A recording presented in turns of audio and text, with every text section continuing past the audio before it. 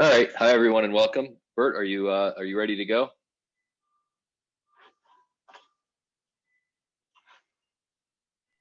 Sure. Okay. All right. Great. Thank you. So, welcome to the next installment of the ARQC seminar series. Thank you all for joining. Our next speaker will be Dr. Bert de Jong from Lawrence Berkeley National Laboratory, and he will be speaking to us about advancing physical science simulations on near-term quantum computers. Bert is a senior scientist and the group lead in the computational sciences department at Berkeley Lab, and the team director for the AIDE-QC project and director for the Cat for Chem project. So welcome, Bert. Thank you very much for joining us and presenting today. There was a question in the chat, and I just want to address it. Yes, we are recording these videos. I'm just working through all the bureaucratic hurdles of all the approvals necessary to post things online, but I will do that. And send an email out to the listserv as well. And before we start, Bert, just an announcement for the next speaker in a month. Pleased to have Professor Steve Girvin. He will give us a bit of an intro to the new DOE Quantum Center that will be being stood up at Brookhaven National Lab, and then speak to us on bosonic codes for quantum error correction in circuit QED. All right, thank you. I'll stop, Bert, and let you share your screen.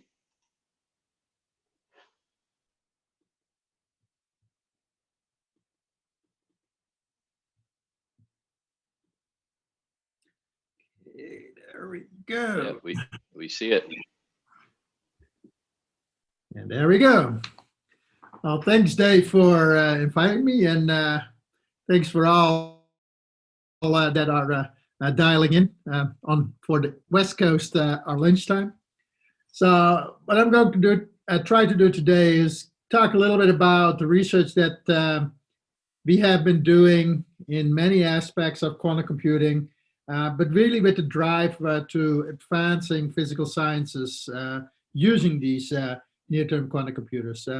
My underlying mission in anything I do is driven by trying to solve science problems. And we have exascale as a tool, we have quantum computers as a tool. And that's really how I look at it when I'm working and approaching anything that's related to quantum computing. How can we use it for science? So kind of the areas that I want to go and talk about is some work that we have been doing in algorithmic approaches. Then I'll talk a little bit about AIDE-QC and specifically some aspects of the AIDE-QC software stack. We've been, AIDE-QC is now a year old, so we're a year into our 5-year project. And we have made some nice advances that I think the broader community can start taking advantage of. And then I'll have some closing remarks. Before I go into the technical, I do want to make sure that I acknowledge all the people that have been working on the research that I'm talking about here. At LBL, we have right now a group of 4 postdocs there, McKenna, Miro, Lindsay, and Katie, that have been helped by a couple of very smart undergrad students. And we have had a good amount of collaborators that you can see on the right here that range from PNL and NCSU to NASA and Toronto. There's a lot of work that has gone into the research that involves especially chemistry and more general physics algorithms. Now, there is more people that actually have been working at LBL. So the compiler, for example, in AIDE-QC, the compiler trust is led by Karsten Janku, who's working together with Ed Yunis. And I'll talk a little bit about the compiler package that they are developing. What's interesting for quantum computing, it's not just domain scientists or physical scientists that really work in it. We're really bringing in now more of the mathematics, and also in the right side, a whole bunch of high energy physicists like Ben Nachman and Christian Bauer, who we have an interesting collaboration with, and where we are actually crossing boundaries between chemistry and high energy physics. So some of the work I'm not going to talk about is done by Julie Mueller and Wimler Freisen, for example. They have been developing optimizers as part of AIDE-QC. There is a package, scikit-quant, that is on our AIDE-QC website that has a large suite of optimizers in them. Okay, so as I said, I really want to, my focus of when it comes to quantum computing is finding a way to make quantum simulations feasible, and especially right now on near-term quantum devices. So if you really think about it, all the noise that we have, there's only two things that we can do right now. Minimizing the number of qubits and depth of the circuit. And so there's lots of techniques that, that are being developed in different ways. Use physical knowledge, use localization of Hamiltonians, use other ways to describe the interactions between qubits. But all of this is all centered around how can we do the most with the least amount of resources. And if you can't get away with that, then the alternative is find error mitigation strategies. So I'll talk about a couple of these aspects in the next couple of slides. So the first part would be, can we go beyond the minimal basis? So right now, when you see all the work that is being done in chemistry materials and the results that are being shown, you always read, oh, STO3G basis. Everything is minimal basis. So it's fine to reduce the qubit count, but you're missing a lot of the physics that you want to have in your simulations. So what's the solution? Well, we need to account for the rest of the orbital space or the rest of the discretization space that we have, but we do not want to use more qubits. At least we would like to not be using more qubits if we can get away with it. So one approach that we didn't come up with, but we have been exploring, is some work that the Tyler Takashita, who was at Daimler-Benz at that point in time, together with some of the guys at Google had been talking about, is that can we do something that's called virtual quantum subspace expansion.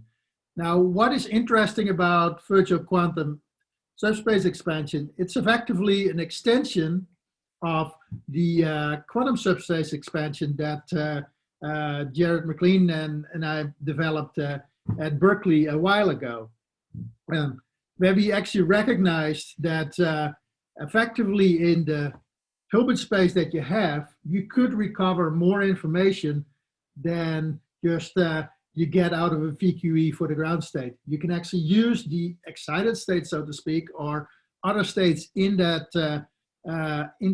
manifold to create a generalized eigenvalue problem and actually get a better ground state.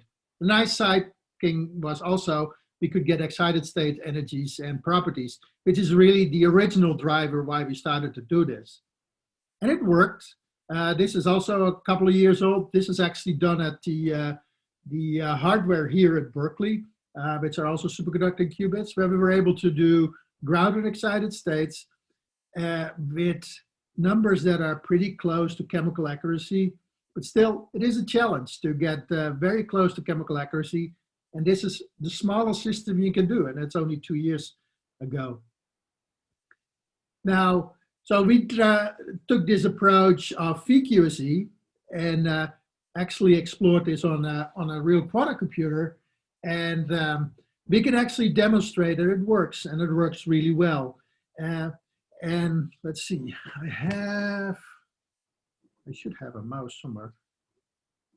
There we are. And a laser pointer, which I should be learning to use. One of the two. Come on. Oh, well, that doesn't work. So the left figure, if you would do VQE, you see the light teal blue on top. That's what you would be getting. If you do a quantum subspace expansion, you gain more information. However, that is still in the active space of the orbitals that you choose, which is only 2 orbitals or 4 spin orbitals. What you can do with VQC is you can account for more of the orbitals, virtuals, without adding extra qubits. You effectively do excitations into a virtual space indirectly, and you can effectively describe a space that is 10 orbitals or 20 qubits, using only 2. As you can see in the red curve, it gets very close to what would be an exact 10 qubit 10 orbital simulation. The interesting aspect of this, though, is that it's good, but it's good for a reason. These are 2 electrons, and the excitations we do effectively are only exciting 2 electrons. So this should still be exact. Again, the nice part here is you can get the excited states out of it. What we found very quickly when we were doing these experiments is that the generalized eigenvalue problem you have to solve is actually very hard to solve because, for example, the overlap might not be semi-definite, well, might not be positive definite, which is what we would expect. So you can get spurious and very nasty eigenvalues if you actually diagonalize this Hamiltonian. This is where the power comes in when bringing in applied mathematicians that have techniques to actually clean out the eigenspectrums that you get out of these kind of experiments. So, as I said, it works perfectly well for hydrogen. We took something that is a little bigger. This is a lot more electrons. We can do the same thing for something like lithium too. So it does show that this power and this technology works. And we can get actually pretty nice results out of this, these kind of experiments. So both VQE and VQZ, effectively the technique we're focusing on there is, can we add more excitation? Effectively, how can we grow the ansatz and allow more flexibility in the ansatz? Well, the question is, do we need all the excitations that we're actually selecting, even in VQ or VQSE? Now, there is a lot of work that has been done with ADAPT or hardware-efficient ansatzes, which do not really think about the physical problem underneath, but just use more technical approaches to figure out what the most important excitations might be. What we've been looking at is alternative approaches where we start to use physical insights in the experiments into the Hamiltonians to reduce the complexity of the ansatz and allowing us to do VQE with a lot fewer operations and make the circuit a lot less deep. So the approach we took here as an example is some work using downfolded approaches, where effectively the question is, and this is a picture on the left, the virtual orbitals contain a lot of the so-called dynamical correlation. So our collaborators at PNNL a year ago developed a scheme where they effectively can downfold or take the information out of the higher orbitals and fold them into the ones in the lower space that we include in the active space. So we're not including all the orbitals, we're only including a subset, but we have enhanced them. And by doing that, you can actually get the information in a different way compared to VQZ, but you can actually do that up front into the correlation calculation. The nice part is that we can actually do pretty large systems again, a pretty decent sized system when it comes to lithium too. And we can deal with pretty large active spaces, so 6 electrons, 10 orbitals. What we did on top of that is an approach that we called this parenthesis D. So what it turns out is that a lot of excitations in these ansatzes, the double excitations that we include, are often very small. So we can actually estimate how large those amplitudes or those excitations are. So only using the excitations that are important, that's maybe a better solution. So you can actually screen them using MP2. This is what McKenna did here. And you can see that we end up with, on the bottom column, if you look at the gate depth between UCCSD and the parenthesis D, that we get a factor 5 reduction in the number of amplitudes that we need to include, which is the number of excitations we need to include in an ansatz. And that also drastically reduces the gate depth that we have to deal with. Now 19,000 is still large, so the data that we have was run on a simulator, But what's interesting is that this approach of downfolding allows us to do results, allows us to get results for VQE, which is the green dots, that match a full CI for effectively the whole orbital space, not just the 4 orbitals that you would get out of full CI in the orange color. This means that, again, we can do more without adding extra qubits. And this then works for lithium-2 also. So as you can see, the lithium-2, hydrogen-2, they have been some of our favorite systems to really explore these up front. Now still, this all is driven by, okay, we know how many orbitals we have, and we take a subset of those orbitals and describe those on a quantum computer, and each orbital will require 2 spin orbitals, and that's the number of qubits you need. Well, it turns out that if you really look at how we define our spaces, our Hilbert spaces, we are effectively including way too many states. We don't care about a lot of these states.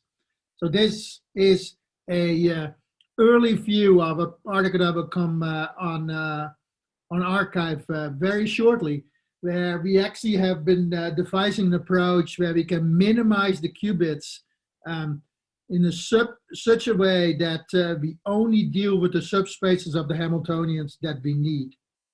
I won't go into much detail other than this has become a story about combinatorics that can be solved by using effectively a quantum adder. And all I'm going to say is go and see the paper once McKenna will put it on ARXiv, and the plan is to have that on ARXiv this month.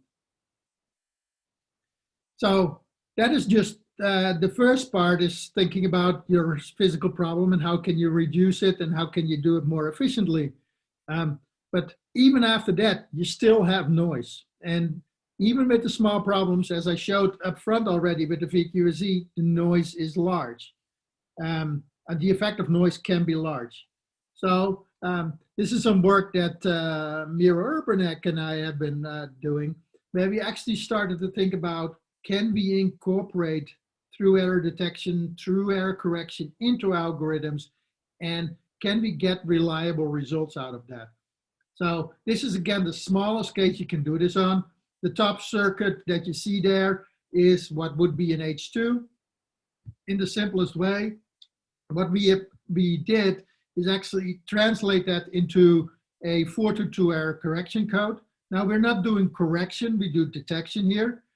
Simply the 2 red lines in the bottom circuit are 2 ancillas that we can use to analyze if we have a fault that happened in the circuit.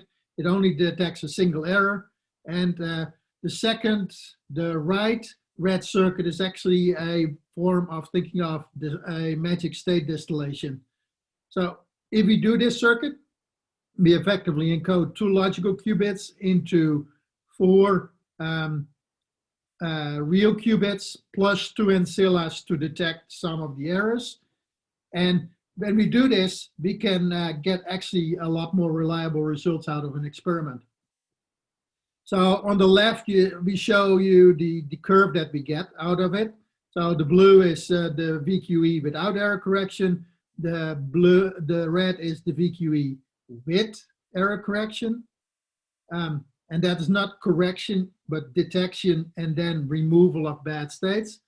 Now you might think, well, that doesn't look as good. That's why I put the picture on the right side.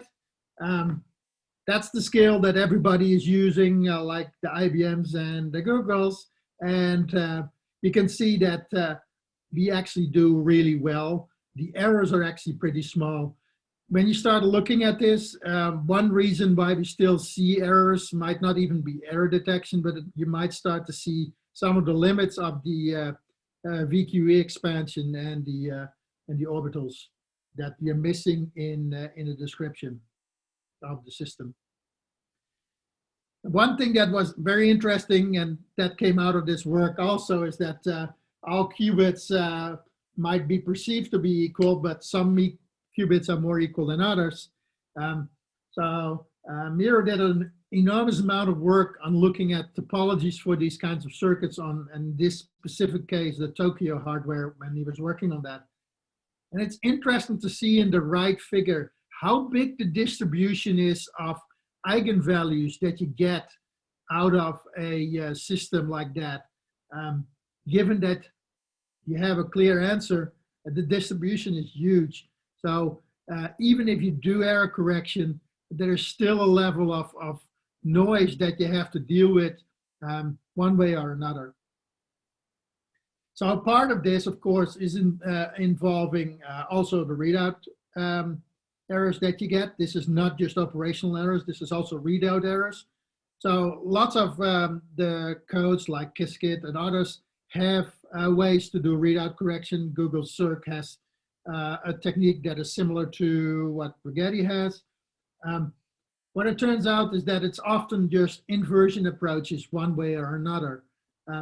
When we were talking to our high energy physics collaborators who are funded through the QuantiSat program, and we were talking about, well, we have very noisy data and we actually need to go and do inversion of that. They're like, well, you know, our CERN instrument is a very, very noisy detector. So we've been doing this for 10, 15, 20 years, well, more than 20 years if I look at 1995, right? So what we actually did is start to adopt their technologies and their approaches, especially the iterative Bayesian unfolding, which is effectively a regularization of the matrix inversion using priors. And we can actually get a more accurate correction to the readout noise using these kind of approaches, especially if there is a lot of noise into the system. So, of course, we can go beyond just the readout. We also have to think about the tackling the noise in quantum operations. Now, this is not our work, but I wanted to show a couple of examples of work that has been done. Going from left to right, we have kind of the extrapolation to zero noise that has been done by IBM and by Oak Ridge. You have the randomized compiling to make errors more stochastic, more uniform, and which is also what's on the right side, effectively showing you what the ideas of randomization of these errors, so that on average you still get the right result. Now, so we have been exploring a little bit, exploring all of these. The only thing I wanted to mention a little bit is the first one where we do an extrapolation, which is a nice thing in words, but if you start to think about, if you want to error correct CNOTs, what if your circuit has 16 CNOTs? If you want to do single and double corrections on those using the linear extrapolation, you end up with a large number of CNOTs. You talk about 80 and almost 50 CNOTs. That is actually pushing the limits of a quantum computer in general. So this again is something that we have been working with the high energy physicists on thinking about alternatives to actually do a linear extrapolation. So what was devised by Ben Nachman and Christian Bauer is an approach that uses a lot fewer of these CNOT identities. Actually, we can get away with one or two at a time. We just have to do many of them in different orientations and different configurations, but we can use that information to do polynomial fits and actually extrapolate back to the zero noise limit or close to the zero noise limit, depending on the error that's there and the number of shots that are being taken. What this allows us to do, and the method here is called RIM, is instead of having to do 16 plus 32, we end up with 16 plus 8, or sorry, 16 plus 1 or 16 plus 2 at best. That is a big gain if you want to do these kinds of circuits where you have that many CNOTs to begin with. Okay, so switching a little bit of gears, start talking. Bert, can I interrupt and ask a quick question? Sure. Have you looked at the randomized compiling within the error detection circuit to see if it like cleans up that distribution that you showed? So no, we have not done that, and not for this case. So Miro is actually working on an alternative approach right now where he does the similar thing. So he's using randomized compiling to deal with that, and then he has some other techniques that are driven by some ideas that the Google Supremacy paper had to actually combine different techniques, including randomized compiling, to get more accurate results out of circuits. And this is still something that we're trying to theoretically understand, but we can potentially run circuits that run into the hundreds of CNOTs if we do that right. So that is work that is forthcoming. I didn't want to go into that right now, but yes, it would be a way to do that, definitely, is the randomization seems to make a big step towards at least making the problem, the error, more or less systematic, more random, and easier to actually correct for. Thanks. So I wanted to talk a little bit about the solvers for physics and beyond, because everybody nowadays is using either phase estimation, VQE, or alike, or kite. All of these algorithms then are really focused on finding eigenvalues of a Hamiltonian, right? So they are all tend to be, VQE is the most efficient in this when it comes to quantum resources, but they all have a pretty significant cost of solving these kinds of Hamiltonians and finding eigenvalues. So we have been working for a while now on finding a generalized way to do a kind of a generalized non-orthogonal basis approach where we still do real-time evolution. So effectively what we do is we do a real-time evolution and use that basis to solve, again, a generalized eigenvalue problem. And what that allows us to do is effectively extract eigenstates by canceling the phases of components of the first initial factor that we have. What's nice is that the real-time evolution, of course, is native to quantum computing, so that allows us to actually do something that makes better lines with the hardware that we have. What's unique about this, and again, the paper will be on archive very shortly. They're finalizing the writing of that, is that we have devised some approaches and technologies that allow us to, figure out what a right time step is for to allow the maximum convergence and gathering the maximum amount of information out of the factors that we get out of the real-time evolution. We can do this with one ancilla. It requires a controlled operation, so the danger is that you might need, in certain situations, still a lot of operations to make that controlled operation. But the advantage that we've also found is that we likely only need n measurements of the overlap matrix. So I showed the analyzed eigenvalue problem where you would think you would need the measurement of the Hamiltonian and overlap matrices. Well, we believe we can actually do both with only measuring the overlap and only n elements of the overlap. So instead of an n squared, we only need to do n. The nice part is that we can also get, again, excited states, and we actually have a way to control the accuracy and control the error. And using that information, we have a way to decide how many time steps we actually need to get the lowest set of eigenvalues. And that's really what we're after. We're after the lowest set of eigenvalues. So for more details, I definitely want to recommend you go read the paper as soon as it's on archive. But still, all of these are things that I've talked about so far are kind of ground or excited state energies. But really most of our problems are often in more dynamical properties, right? We're not always just interested in energetics. So we have been building on some piece of work that McKenna and Mohans have been working on for a while, which is engineering open quantum systems, where we effectively look at a system in an environment that has a large degree of freedom and finding ways to actually generate, in this case, thermal states for arbitrary systems. So the initial paper that was in peer Fisher research actually was doing this in a numerical way, not on a quantum system, on a quantum hardware like qubits. So the new work that will also be on arXiv shortly, you will see a lot of on shortly, because we have a large number of manuscripts that we're trying to get out, hopefully all before Christmas.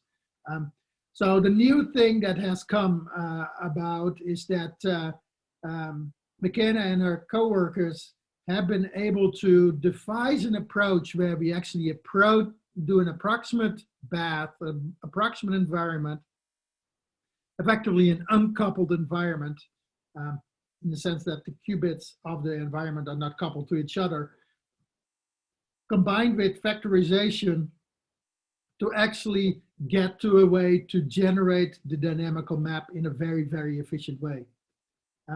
This allows us to actually do these unitary evolutions highly efficiently, and we are running these right now in simulators and working on getting some data on real hardware to demonstrate that this approach works really well. Well, the other interesting property that we have been looking at, and this is partly something that is driven by some of the research of the ARQC project, is looking at free energies. And so the people here involved, Lindsay Bassman and Katie Klimko, especially Katie Klimko, has a background in StatMech. And when we were talking about free energies, she came up with the idea of using Jarzynski inequality to actually get an approach where we can measure the work that is done when you convert a system from A to B with some perturbation. So the challenge, of course, is how do you prepare the thermal state? Well, some of the work that McKenna has been working on is one way. There's other ways to do this. And how do you measure the quantum work over a trajectory? So it took a while, but they have devised a scheme which requires a large number of measurements, but allows us to actually use thermal state preparation, use kite for that, use METS as a measurement approach to generate a new state, and use real-time evolution. And by doing a large number of these, we can actually go and sample the work that is performed going from state A to state B under a perturbation. Now, the algorithm on its own is not a simple one. It does definitely work, and it is efficient hardware-wise. We just have to do a lot of sampling of it.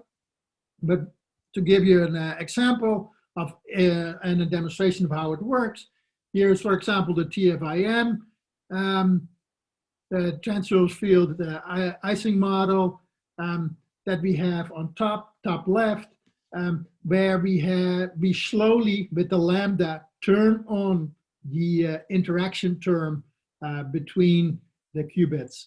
So we start with, actually we do it the other way around. So we start with a fully interacting system and turn the interaction off, which is HA and HB on the bottom.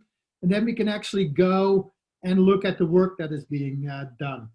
So the figures on the bottom show on the right the work that has been done. So you can see that we can actually sample the distribution of work.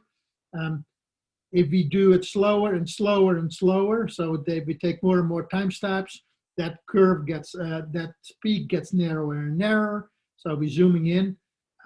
There's definitely work that needs to be done to understand the time evolution aspect and how that affects the the work and how we compute the work out of this function. So that's algorithms. So I wanted in the last 20, 25 minutes, I wanted to talk a little bit about programming a quantum computer. So all we've done so far is effectively we are doing low-level programming to make these kinds of simulations happen. But really, if we want to get a large user base around our quantum computing effort, and we want to have more people using it in the future, we need to develop a programming environment that is suitable for the domain scientist in the most broadest sense. For example, a domain scientist on the left would want to write its equation, give you a molecule, maybe give you a rough circuit. That's all that they want to provide. And then say, here's go run it with this solver and go generate me a circuit and run it. So then it requires a lot of work to actually compile the circuit, do that in the most efficient way. Think about the hardware that we have underneath. So that's the mid and column. And then, well, in the long run, that needs to still be translated to hardware. Now, so the large right side of this figure is really what's driving a lot of the software and algorithm development on the hardware developer side. What we see is most of our work right now is done in that middle tier. What we're really interested in is making sure that we can push our software stack to as much to the left as we can.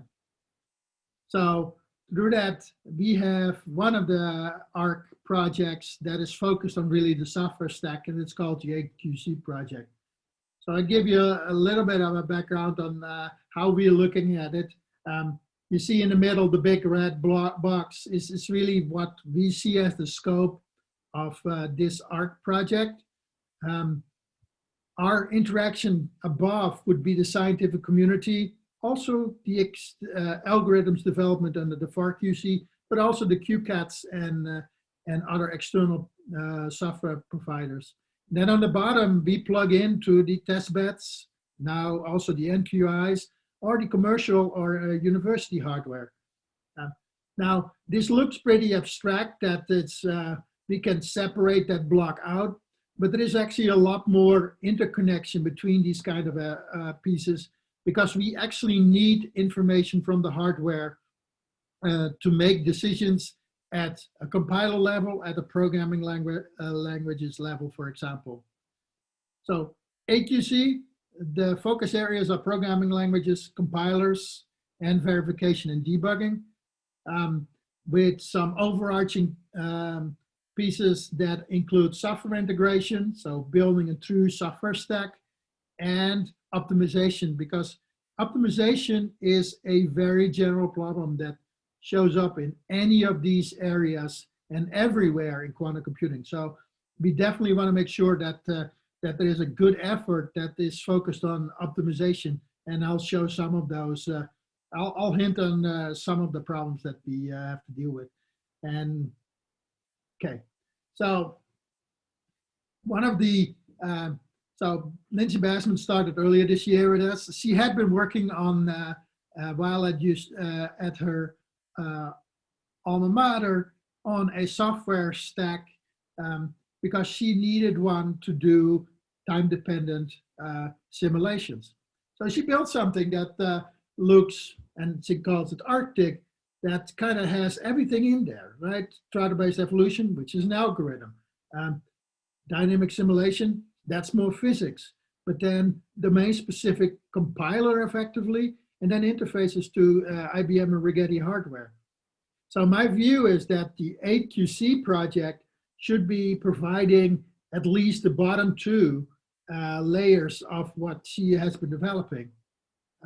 So what you effectively would want, if you're a user, let's say this is a Heisenberg Hamiltonian, what is a user going to put in here? Well, those J values, the values in red, the exchange, maybe an alpha. That's the only thing that they would want to be putting in as a Hamiltonian. And depending on the choices of your parameters, you can do Heisenberg, XY, or Ising models. So her approach is, hey, can we actually devise a way to have users only put those kind of red values in and run? So for example, a user, if you look at classical computing, would be doing what's on the left, right? Here's my parameters, go run. We really need to get to a level of quantum computing that allows users to approach quantum computers and their scientific problems like that. Now, as I said, the Arctic has some key things that are related to the physics of the problem, but AIDE-QC as a stack can provide a lot more, like the extensibility to current and future hardware, so that an Arctic would not have to do all of that every time a new hardware comes around. We get newer and better compilers all the time. The infrastructure that AIDE-QC is built up, and I'll get to that in a second, is very flexible, and it allows us to also work with an established maintained software, where then an Arctic becomes a level on top of an AIDE-QC software stack, where it provides domain-specific pieces that utilize the AIDE-QC stack. So I want to spend a couple of slides on the AIDE-QC stack because there has been a lot of work done, especially by Alex McCaskey and his team at Oak Ridge, to expand and integrate a lot of the software pieces that have been developed in AIDE-QC, but also by other projects under the OSCAR program. A lot of it is built in QCore, but as I said, it integrates a lot of other aspects. And I can't stress enough the advances they have made this year, because what they have effectively now is a concept of a quantum JIT, so a quantum just-in-time compiler, which we will need because we need to construct these kernels in runtime, because we need experimental data, we need experimental information, right? Errors that are run on the system, for example. What's key in this work in the last, I would say, a couple of months, 2-3 months, is the extension to Python, because everybody that does quantum computing nowadays does Python. Their fundamentals are in C++. So we can still program a quantum computer as if a classical computer with C++, but people are really geared towards Python. And so I wanted to give you an example. And this is actually on the documentation pages. So there is a lot of documentation here where we can let's take the right side. We can define a Hamiltonian, define an ansatz, and then have a workflow effectively saying, hey, we want to run, in this case, a VQE and an optimizer, and we can choose the optimizer. We can also take a different type of algorithm and actually run this. This works. You don't have to worry about your backends. That's all being done. So it's a very flexible framework right now to actually set up your quantum simulations, and also here use this to build your higher level domain specific pieces on top. Now, this is VQE, this is a standard Hamiltonian, but there is many options that integrate in here. For example, they have integrations to OpenFermion. They have a lot of other integrations happening too, including quantum synthesis or circuit synthesis extensions. So for example, we can here plug in very simply synthesis tools like the Berkeley compiler infrastructure that is here. And what this allows us to do very simply is actually have synthesis done on the fly in the circuit definition. So what I want to get across here is that we have a software stack that is ready and it's available for early access. So more friendly users are really people that want to explore this. There is binary installs for a large number of platforms. There is a very extensive user and developer guide being developed. There is already one with lots of examples on what you can do and how you could do these kind of things. So the links that you would want to go after is our webpage, AIDEQC.org. The software page has the links to this software stack. And the bottom link there is actually the direct link towards it. So I gave only a snippet, but tomorrow actually Alex is going to talk at the Unitary Fund seminar series. That's tomorrow at noon Eastern. More about effectively the Q-core infrastructure that underlies a lot of the AIDE-QC software stack. So I mentioned compiling already. So compiling or a general synthesis problem is a big challenge. One approach is, here's a circuit, can we optimize it? The alternative approach that has been taken more at Berkeley is, here's a unitary, can we generate the most optimal circuit out of that? So from a numerical matrix, can we generate a circuit? Allows us a little bit more flexibility in algorithm discovery, gate set and hardware exploration, and it allows a lot more in global circuit optimization. So what we have and have been releasing in the last couple of months is what's called the Berkeley Quantum Synthesis Toolkit, or BISCUIT in short. The GitHub link is on the bottom there, which consists of a couple of pieces. So QSearch, which is actually a approach that has been developed under the Advanced Quantum Testbed, and QFast, which started in CAD4Chem and now is continued under the AIDE-QC. A third piece that is coming soon is called QFactor, which is a collaboration between Los Alamos, Lucas Cinco, and LBLs at UNIS, where they take some of the tools that Lucas has been developing for quantum circuit optimization and have that integrated that in an open source software framework that can now be linked to a tool like QFactor. So a little bit about the QFast algorithm. So if you have a unitary, what they effectively do is they break a global unitary into smaller unitaries, all the way down to 2 or 3, dimension of 2 or 3, which they effectively compose into what they call a continuous encoding of polys. With this, they can actually do a lot of optimization. They can add gates, remove gates. They can add unitaries and remove unitaries. Do optimization, search through that space, and do effectively the searching and optimization in the same single loop. And eventually they end up with a set of smaller unitaries that they can then translate using QCAC or the QSearch, which is really, QSearch is really tuned to be optimal circuits for very small numbers of qubits. So it can reproduce, of course, CAC, but it can do 3, 4, 5 qubits.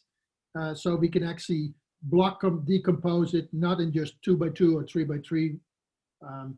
We can actually do larger if we wanted to. So we have a lot of flexibility on the level of decomposition and that search space.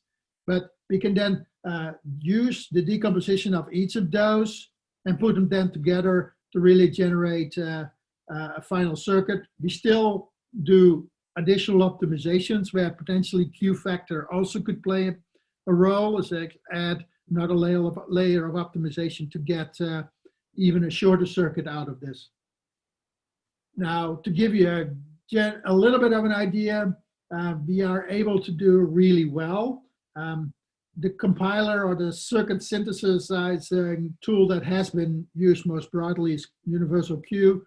We do a lot better than Universal Q. We're not always the best, yet there is still more work that is being done right now to, especially when it comes to optimization. So Jeff Larson is involved out of Argonne in getting more and better, smarter optimizers to avoid, for example, getting dropped into local minima in the circuit optimization. But what's interesting is that we have been using this BISCUIT um, synthesizer suite for a while. And one thing that ended up coming out of this is that we can actually generate constant depth circuits for time evolution for not general Hamiltonians, but we have been looking right now on the Heisenberg style and TFAM type Hamiltonians. Turns out that we can actually generate circuits that have a n-1 C0 complexity, and n is then the number of sites or qubits that you would need, which is nice, which means that if I do 1,000,000 time steps, I never need more than n-1 qubits. n-1 C0s. And we only have an n² complexity on the 1 qubit gates. What is, again, it's nice that we can now do the 4 qubit that you see on the bottom right, and we can do a time evolution with a fixed depth circuit for as long as we need to. So that's all I was going to talk about today. Key part to me is kind of this slide. It's toward useful quantum computing for science. That is a driver, at least that's the driver for me. Now, we know the hardware technology is working hard. The hardware guys are getting increased qubit counts, increased lifetimes. They're increasing the fidelity and reducing errors, but we cannot just rely on that only. We have to do work. We have to develop the algorithms. We have to develop the software stack. Want to reduce the qubit count, decrease operational counts, incorporate error. But also, as I said, we need to build a software stack that a broader user base can take advantage of, where a lot of people that use conventional codes right now only think about how to give you an input and the rest is all done. We want to get to that point that's in the near future where people can actually start thinking about science and quantum computers. Okay, so rest me to make a couple of remarks after this. So funding is coming mostly from Oscar through the CAT and the ARC projects. We also have some funding from the basic energy sciences and high energy physics. We use the IBM Q network a lot for our work, and as well as the NERSC quantum computer, the NERSC computing resources. And there is always more opportunities for collaborations. For example, we are very good at having internships with undergrad students. I mentioned a couple of them that on one of the first slides. We are open for internships for summers, but also for other times. There's also opportunities for grad students.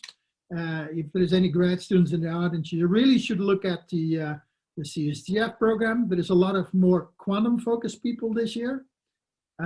There's also a lot of resources for extended visits. And we're always looking for new postdocs under the different programs. And for the rest, I would say thanks. And if you have any more questions, if not, here are all the links to all the programs that are at Berkeley. Thank you very much, Bert. I'll open up the floor and I will attempt to, rather than have people type, feel free to type a question into the chat and I can read it, but if you would like, we can attempt to see if people just unmute and ask their question directly, if anyone has a question. While we're waiting, I had one on the last portion of your talk on the compiler, from sort of the general unitary towards, this here. So, and perhaps you said it and I missed it, but I mean, the general problem is very hard, right? Just for a general unitary, the size of the circuit will be as large as the Hilbert space, right? It'll sort of scale that to that size. So how, I guess, are there restrictions on this, or what's there's something being done that's, I would think, that's more than just here's the whole unitary for the n by n Hilbert space, or am I missing something? No, as I said, so we block diagonalize it. Well, we we break it down into smaller unitaries, right? So, but yes, I kind of went over this table a little bit, but yes, there is a large number of combinations if you look at all the possible nodes. So Q-search does not search the full space for sure. So that I is the see. good So part. there's some heuristic that's there is okay. stuff underneath that limits the search space. Yeah, if you would want to be doing the full search space, it's an exponentially hard problem, right? So yes. So AIDE-QC is the one that has been doing the development of the QFast algorithm. So if you guys are interested in understanding the details of this, I would definitely recommend getting in contact with him. He is always eager to explain how his approach works. And he's working on a next generation of this that is even promises to be even more efficient and better. Great, thanks. Any other questions from the audience?